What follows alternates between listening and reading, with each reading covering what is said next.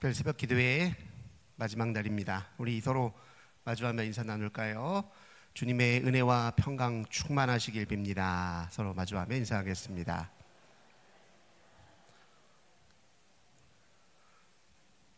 또 한 번 더 인사하겠습니다. 수고 많으셨습니다. 인사하겠습니다. 네, 잠시 기도하겠습니다. 하나님 감사합니다. 특별 새벽 기도의 마지막 날 저희로 복된 자리로 불러주신 은혜에 감사드립니다. 우리 하나님을 향해서 눈을 뜨고 마음을 들여 정성껏 기도하는 것마다 우리 주님이 응답해 주시길 원합니다. 기도하는 모든 심령들 우리 하나님께서 어루만지시고 위로해 주시고 세임 부어 주옵소서. 주님의 지혜를 일깨워 주시고 또 바른 분별력을 주시옵소서. 하나님께서 우리 인생을 향해서 계획하신 놀라운 섭리에 눈을 뜨고 오직 주님께 소망 두도록 인도하여 주옵소서. 인생의 무거운 짐 주님께 맡겨드리고 주님이 우리에게 주시는 십자가 짐 붙들고 날마다 승리하도록 도우소서. 오늘도 우리 하나님 앞에 우리 아들을 위해서 간절히 간구하며 주님께 예물 올려드리는 마권사님, 우리 하나님께서 그 정성과 기도 제목을 기억하셔서 때를 따라 아름답게 열매 맺도록 도우소서. 오늘도 저희들 환우들을 위해서, 가정의 우리 자녀들을 위해서, 또 교회와 나라와 민족을 위해 기도하는 때에 하나님께서 응답하셔서 주님이 우리 모든 심령과 삶과 우리의 관계와 이 사회와 또 온 지구촌 세계 구석구석에 정의와 사랑과 공의로운 통치로 임하시고 역사해 주옵소서. 우리 하나님 함께 해주실 걸 믿고 감사드리며 예수님의 이름으로 간절히 기도드립니다. 아멘. 하나님 말씀 야고보서 3장 13절 한 절 말씀입니다. 야고보서 3장 13절, 야고보서 3장 13절 한 절 말씀입니다. 야고보서 3장 13절 한 목소리로 함께 봉독합니다. 너희 중에 지혜와 총명이 있는 자가 누구냐? 그는 선으로 말미암아 지혜의 온유함으로 그 행함을 보일지니라. 아멘. 마지막 날 우리 함께 묵상하고 또 주제로 삼으려고 하는 주제는 선행입니다. 선행. 특별히 우리가 지금 데살로니가 갈라디아서 5장 22절에 성령의 열매에 대해서 이번 주간에 쭉 묵상해 왔는데요. 이제 오늘은 6번째 양선이라고 하는 그 열매에 대해서 묵상하려고 합니다. 이 양선, 그러니까 친숙한 단어는 아니잖아요. 우리에게 친숙한 단어는 선량함, 이게 더 친숙해요. 근데 선량이나 양선이나 똑같은 말이거든요. 단어만 앞뒤 문자 바꿔서 표현한 것 뿐입니다. 착할 선자에 어질 양자를 써서 선량, 양선 이렇게 하는데요. 저는 이 표현이 우리 선행을 가리키는 가장 핵심적인 단어라고 생각합니다. 우리가 선행하기 위해서는 두 가지 요소가 필요하는데 하나는 착한 마음씨예요. 또 하나는 어질다, 슬기로움, 지혜가 필요합니다. 실제로 이 양선이라고 하는 단어를 가리키는 헬라어 단어가 아가도시네라고 쓰이는데 여기에는 무슨 뜻이 있냐면 빛의 열매라는 뜻이 있습니다. 빛의 열매. 근데 이 빛은 영적 인식 또는 영적 지식, 영적 깨달음 이런 뜻이에요. 영적 지식의 열매, 영적 깨달음의 열매, 그게 곧 선행이라는 거예요. 그게 양선이고 선량합니다. 이렇게 이야기하고 있습니다. 그래서 착한 마음씨만으로는, 다른 말로 하자면 선의지로만은, 선을 지향하려는 의지만으로는 선행을 할 수 없습니다. 제대로 할 수 없어요. 그래서 지혜, 슬기로움이 필요한데 이 슬기로움은 우리가 일반적으로 이 세상에서 생각하는 지혜와는 좀 성격과 유형이 다르죠. 지혜와 지식은 기술적인 관심에 너무 경도되어 있어요. 예를 들면 공부 잘하는 기술, 성공하는 기술, 경쟁에서 이기는 기술, 돈 잘 버는 기술, 또 경쟁에서 자기 욕망을 채우는 기술, 이런 기술적인 관심에 경도되어 있습니다. 이 세상 지식은. 그래서 이게 문제가 되잖아요. 그리고 다른 한편으로는 그저 이 지식과 또 우리가 말하는 이 지혜라고 하는 것이 우리 자신을 잘 되게 하는 것에, 또 그저 이 사회를 물질적으로 번영하게 하는 일에만 또 경도되어 있는 게 사실입니다. 근데 성경에서 말하는 이 지혜는 오늘 우리가 읽었던 야고보서에도 있는 표현인데, 이건 위로부터 온 지혜를 뜻합니다. 특별히 이 영적 지혜, 지식은 두 가지 중요한 차원을 지니는데, 첫 번째는 나에 대한 인식이고 또 하나는 하나님에 대한 인식입니다. 이 두 가지와 관련된 지혜가 성경에서 강조하는 지혜입니다. 우선 나에 대한 지식이 중요한데, 나에게는 착한 마음씨도 물론 있습니다. 하지만 악한 마음씨도 있어요. 네. 근데 문제는 여기서 출발합니다. 자기에게 착한 마음씨만 있다 생각하면 절대 착하게 행동 못해요. 선행 못합니다. 우리에게 악한 마음씨도 있다, 죄도 있다, 우리에게 자기 중심성이 있다, 이기심이 있다, 우리를 자꾸 하나님으로부터 멀어지게 만드는 속성이 있다라는 사실을 정확하게 자각하고 그걸 정확하게 볼 수 있어야 착한 마음씨를 또 쓸 수가 있는 법이거든요. 그래서 자기 인식이 없으면 선행을 못합니다. 착한 마음씨만 가지고 안 돼요. 로마서 7장 22절이죠. 바울이 이런 이야기를 합니다. 선을 행하기 원하는 나에게 악이 함께 있다는 걸 본다, 이렇게 표현하잖아요. 그래서 자기 스스로 가리켜서 오호라 나는 곤고한 사람이라고 얘기를 합니다. 왜냐하면 착하게 살려고, 의롭게 살려고 아무리 애를 써도 잘 안 된다는 거예요. 하나님의 법을 지키려고 애쓰는데도 죄의 법이 내 속에 있어서 자꾸 나를 끌어당긴다는 거예요. 왜 안 된대요? 이렇게 자기 무능을 인정하고 불완전함을 인정하는 게 이제 자기를 아는 인식에서 비롯된 것입니다. 그래서 바울이 8장에서 뭐라고 얘기합니까? 내 착한 마음씨, 내 선 의지로는 안 된다는 거예요. 오직 내 안에 역사하시는 성령의 법이 나를 사로잡아야 내가 죄의 법으로부터 자유로워진다는 걸 안다는 겁니다. 그래서 우리는 다른 한편으로 그리스도를 아는 지식이 필요한 거예요. 영적 지식의 두 번째 차원이 하나님, 그리스도를 통해서 계시된 하나님의 놀라운 은혜. 우리가 우리 스스로의 노력으로, 선 의지로, 착한 마음씨로 구원에 이를 수도 없고 선행에 이를 수도 없고 실제로 선하게 행동할 수도 없는데, 오직 우리를 은혜로 붙드시고 사랑으로 정복하시고 성령으로 우리를 인도하시는 그 하나님을 통해서만 우리가 말 그대로 우리 자신의 죄를 극복하고 또 선행을 이룰 수 있다라고 성경은 우리에게 가르쳐주고 있습니다.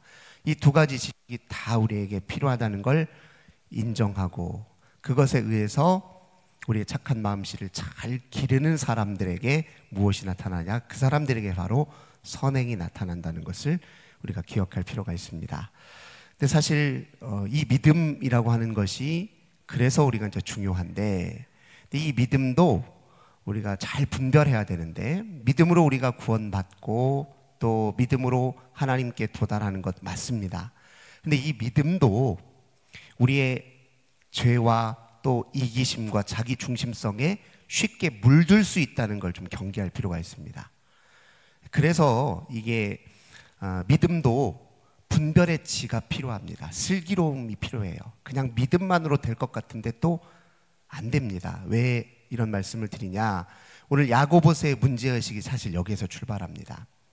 야고보서가 한참 쓰여서 사람들에게, 초대교회 성도들에게 읽혔을 당시를 생각해 보면, 사도 바울이 믿음으로 우리가 의롭게 되고 믿음으로 구원받는다라고 하는 이 복음의 메시지를 전하면서 교회에서 일부 어떤 사람들이 생기기 시작했냐면, 믿음으로 구원받는데 하나님 법, 율법, 말씀 그건 너무 그렇게 집착할 필요 없습니다 하는 사람들이 생겼단 말이에요. 그래서 믿음이 있다 하면서 자기 법대로 사는 사람들이 생겼어요. 이거는 엄밀히 말하면 믿음이 자기 중심성에 의해서 굴절된 사람이다. 자기 죄에 의해서 굴절돼요. 믿음조차도 죄에 의해서 굴절될 수 있다는 사실을 우리가 기억할 필요가 있습니다. 예를 들면 이래요. 하나님 내 편이셔. 내 편 맞죠? 하나님 내 편입니다. 하지만 하나님 남의 편이기도 해요. 우리 보통 사람들, 성도들 간에 갈등이 생길 때 어떨 때 그러냐면 자기 생각이 하나님의 뜻이라는 확신이 있어요. 좋아요. 괜찮습니다. 하지만 남의 생각도 하나님께서 주신 지혜고 뜻이 생각일 수 있어요. 근데 그걸 인정을 안 해요. 하나님이 나한테 보여주시고 나에게 떠오르는 생각이면 그거 하나님의 생각이다 라고만 생각하는데 다른 사람에게도 주신 것도 하나님 생각일 수 있다는 건 우리가 잘 분별하지 못할 때가 많습니다. 서로 충돌해요. 그걸로 싸워요. 다 자기 생각이 하나님 뜻이래. 다 자기 생각이 하나님이 기뻐하시는 일이에요. 그래서 자기 믿음조차도 때로 경도될 수 있다는 거예요. 자기 중심적으로. 자기 죄의 믿음이 굴절될 수 있다는 것을 분별하는 지혜가 필요합니다. 야고보서는 그걸 강조해요. 그걸 구분할 수 있어야 진짜 우리에게서 선행이 나온다는 거예요. 근데 믿음을 자기 식대로, 자기 꿀대로 해석하고 그런 믿음만 품고 있다 보니 실제로 선행이라는 열매가 안 나타나더라는 게 야고보서의 진단입니다. 그래서 야고보 선생님은 믿음의 꽃은 선행이다라는 말을 합니다. 선행으로 드러나지 않는, 표현되지 않는 믿음은 자기 중심성에서 굴절된 믿음이고 왜곡된 믿음이고 그것은 해로운 믿음일 수도 있다라고 경고하고 있습니다. 그래서 믿음에도 분별의 지가 필요합니다. 건강한 믿음인지 해로운 믿음인지를 분별하는 지혜로움이 필요해요. 그래서 지혜로운 믿음에 가지고 있는 해롭지 않은 건강한 믿음을 가지고 있는 사람에게 특징이 뭐가 있느냐 13절 다시 보시면요 이렇게 얘기합니다. 그는 선행으로 말미암아 지혜의 온유함으로 그 행함을 보일지라. 온유함이 특징이라는 거예요. 건강한 믿음, 건강한 영적 지혜가 있는 사람에게 나타나는 특징이 온유함이에요. 온유함은 두 가지를 의미합니다. 하나는 겸손함이고 또 하나는 관대함입니다. 네. 이 한자로 하자면 따뜻할 논자에 부드러울 유자 쓰잖아요. 따뜻하고 부드러워요. 따뜻한 사람이 가지고 있는 특징이 뭔가요? 우리 주변에서 이렇게 사람들 경험할 때 많이 겪어보시죠? 겸손합니다. 예. 겸손해야 따뜻해요. 자기 불완전을 알아야 남의 흠이 가려집니다. 자기 잘났다고 생각하고 우월의식을 갖고 있는 사람은 절대 따뜻하지 않아요. 냉랭합니다. 굉장히 날카로워요. 부드러운 사람을 보면 겸손합니다. 그리고 동시에 관대하죠. 그러니까 영적 지혜가 제대로 있어서 건강한 믿음을 가지고 있는 사람들은 온유하다는 거예요. 예수님이 그래서 당신을 가리켜 뭐라고 얘기합니까? 나는 마음이 온유하고 겸손하니 이렇게 표현하셨거든요. 그러니까 진짜 참된 지식, 영적 지혜를 갖는 사람은 온유하고 겸손하고 관대하다는 겁니다. 그렇지 못하면 14절 보겠습니다. 그러나 너희 마음속에 독한 시기와 다툼이 있으면 자랑하지 말라. 진리를 거슬러 거짓말하지 말라. 반대로 해로운 신앙을 갖고 있다면 나타나는 게 뭐냐면 시기와 다툼이래요. 다툼은 경쟁심이에요. 네가 낫냐 내가 낫냐, 네가 영적으로 우월하느냐 내가 영적으로 우월하느냐, 경쟁심입니다. 시기는 뭐예요? 이건 내게 없는, 다른 사람이 가지고 있는, 나한테는 없다고 느끼고 남에게 있다라고 여기는 것에 대한 욕심이에요. 이걸 시기라고 합니다. 저건 나에게 있어야 되는데 왜 저 사람에게 있어? 저거 내 건데. 이런 마음이 시기심입니다. 이 자기 중심성의 전형이에요. 죄의 전형입니다. 모든 걸 다 자기식으로 굴절시키고 자기에게로 굽어지게 만드는 속성이 바로 죄거든요. 여기에 굴절된 신앙은 이렇게 나타난다는 겁니다. 그래서 자기도 자기를 속여요. 그게 거짓말입니다. 모든 거짓말은 자기 기만이에요. 자기 기만. 자기를 속여요. 예를 들면 우리가 인간관계에서 이거 남한테 막 그러니까 옳은 소리 막 해요. 옳은 소리 막 하는데 이거 옳은 소리인데요, 그 이면을 이렇게 들여다보면 내 마음에 맞지 않아서 화가 나서 뱉는 소리가 있고, 남이 너무 안타깝고 너무너무 사랑하고 안타까운 마음에 저가 정말 잘 됐으면 하는 마음에 하는 소리가 있어요. 구분할 수 있죠? 내 마음 아파져서 내 눈에 보기 싫어서 그게 못 견딜 것 같아서 막 쏟아내는 말이 있고, 말 그대로 안타깝고 간절한 마음에 쏟는 사랑의 동기가 된 소리가 있잖아요.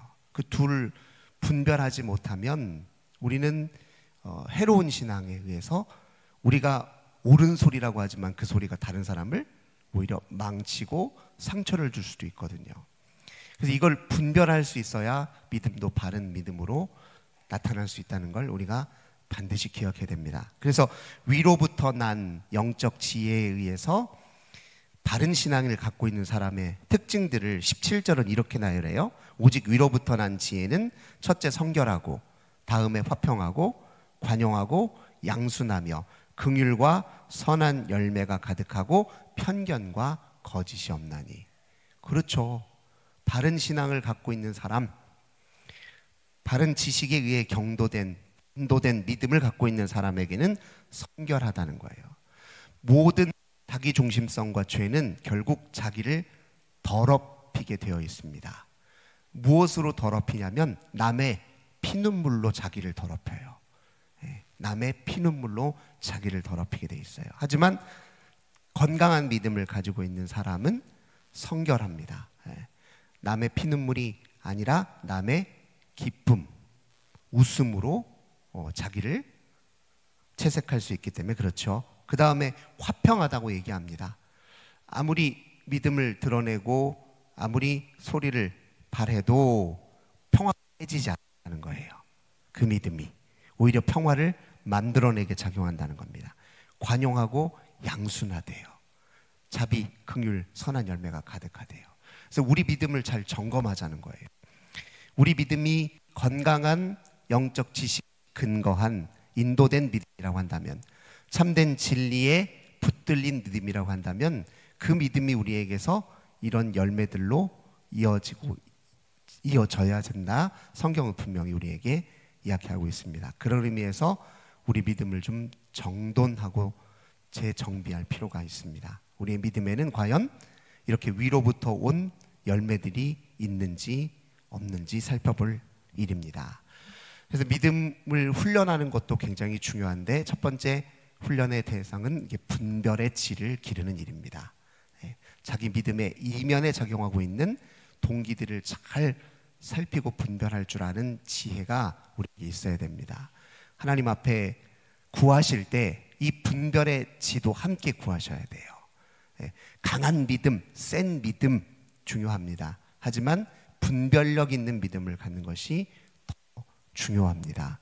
하나님을 신뢰한다라고 하는 생각이 자기에게 더 큰 불신을 가져다 주기도 해요. 분별의 지가 없으면 그렇습니다. 왜냐하면 어떤 경우에는 내 식대로 하나님을 믿거든요. 내 식대로. 하나님이 선하신 분이고 나를 사랑하시면 내 인생 이렇게 해줘야죠. 왜 내 이렇게 힘든 일 겪고, 왜 하나님 나한테 이런 시련을 겪게 하십니까? 왜 내가 원하는 거 다 뺏어가시고, 왜 내가 원하는 소망은 다 거두십니까? 이럴 수 있어요. 그러면 그게 곧 의심이고 곧 불신이잖아요. 내가 내 식대로 하나님을 알면 그런 일이 벌어질 수 있다는 겁니다.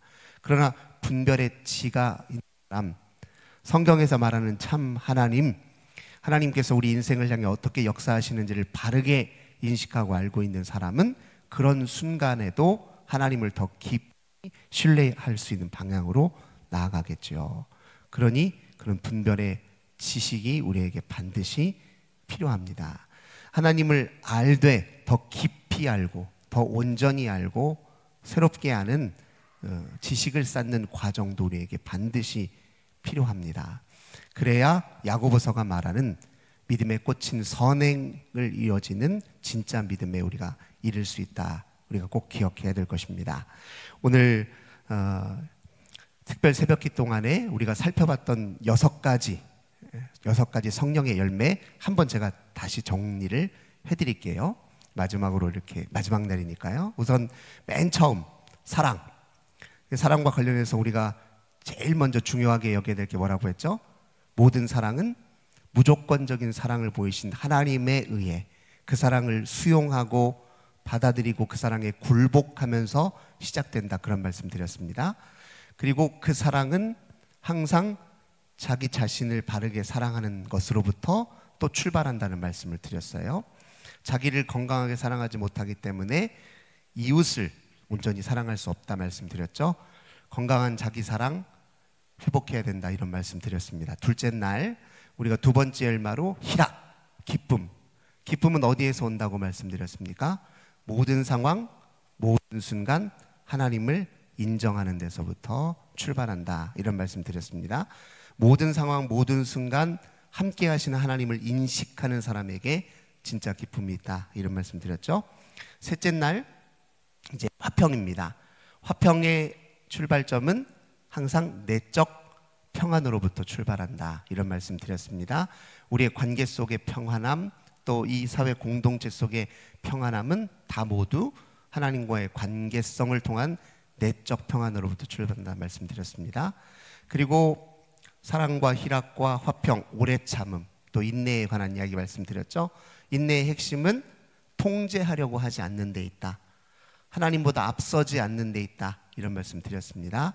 인내가 곧 우리의 영적 성장과 성숙을 위한 가장 중요한 방법이고 성령의 역사를 수용하고 협력하기 위해서 필요한 자세가 인내하는 자세다 이런 말씀 드렸죠.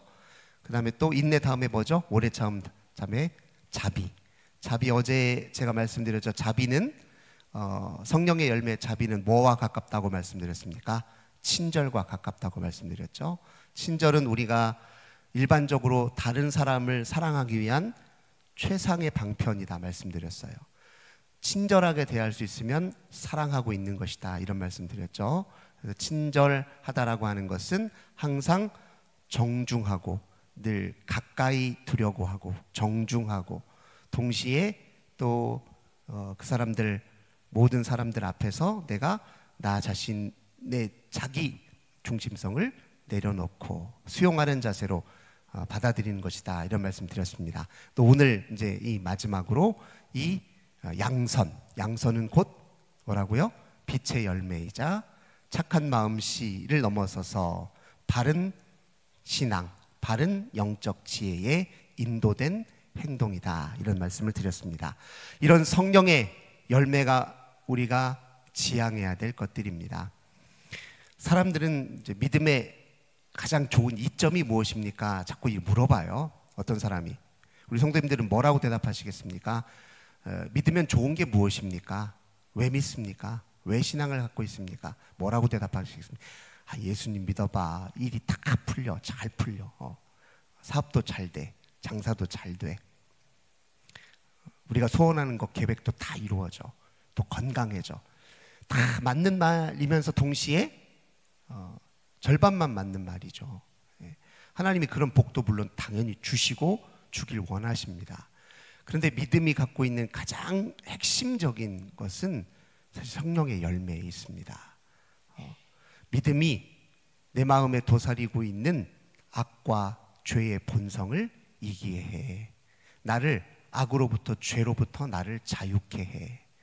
내 자신으로 굽어진 나 자신을 바르게 펴서 사람다움을 유지하게 해. 나를 성숙하게 하고 더 온전히 사랑하도록 나를 이끌어. 이 성령의 열매가 믿음의 능력이라고 우리가 받아들일 필요가 있습니다. 그렇지 않으면 우리의 신앙이 이제 자라지 않고 정체되는 거예요. 우리가 당면에 있는 인생의 문제와 소망만 붙들고 믿음 생활을 하게 되면 자라지 않습니다. 성령의 열매가 진짜 능력이에요. 믿음으로 너에게 어떤 능력이 나타나느냐? 성령 열매로 나타났다. 이렇게 대답하는 것이 그게 바른 신앙입니다. 사랑하는 성도 여러분, 올 한 해 점검하실 때, 특별히 추수감사절 예배를 드리실 때, 주님, 올 한 해 저는 어떤 성령의 열매를 맺어왔는지, 어떤 열매를 누리며 살았는지 그렇게 되돌아보시고 하나님 앞에 온전한 감사의 고백을 드리기 원합니다. 또 새해를 준비하기 위해서 내게 어떤 열매가 부족했는지, 어떤 열매를 더 지향해야 되는지 그렇게 잘 점검하시고 하나님 앞에 아뢰이시는 저와 우리 모든 성도님들 되시길 주님의 이름으로 간절히 기원합니다. 기도하겠습니다. 하나님 감사합니다. 특별 새벽 기도의 기간 동안 성령의 열매에 대해서 함께 묵상해 보았습니다. 저희들의 신앙이 하나님 여전히 자기 중심성으로 또 죄에 굴절된 신앙인지, 아니면 참된 영적 지혜와 지식에 근거한 바른 신앙, 건강한 신앙인지 하나님 잘 분별할 수 있도록 은총 베풀어 주시옵소서. 저희들 한 주간 하나님 앞에 새벽, 이른 새벽 나와 간절히 간구하고 기도한 모든 것들, 하나님이 기뻐하시는 선한 방식대로 하나님의 때에 맞추어 아름답게 이루어지길 소망합니다. 저희들이 기도할 때 더욱 하나님 앞에 겸손해지게 하시고, 저희들 하나님께 더욱더 눈을 뜨게 하시고, 진리에 더욱 하나님 사로잡히도록 도와주셔서, 그래야 우리에게 성령의 열매가 나타나고 그 열매로 우리 모두의 공동체 교회가 아름다워지고 우리가 속한 이 세상이 새로워지고 밝아지는 역사가 이어지도록 축복해 주옵소서. 주 예수님의 이름으로 간절히 기도드립니다. 아멘.